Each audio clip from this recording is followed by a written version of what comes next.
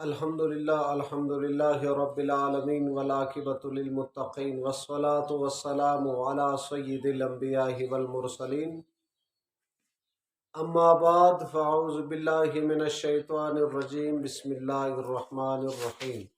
سامعین و سامعات، ناظرین و ناظرات، السلام علیکم ورحمۃ اللہ وبرکاتہ۔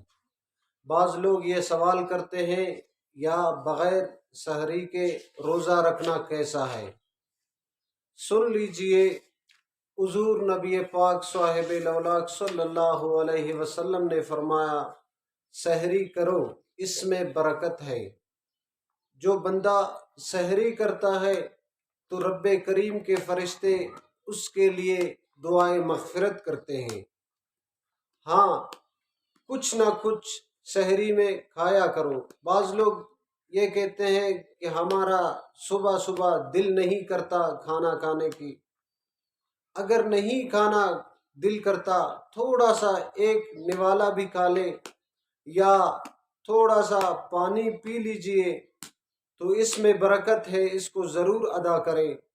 اور بعض لوگ یہ سوال کرتے ہیں، کوئی سحری کے وقت نہ اٹھے تو صبح آنکھ کھل گئی تو کیا اس کی روزہ ہوگی یا نہیں؟ سن لیجئے، بغیر سحری کے روزہ رکھنا یہ بھی درست ہے۔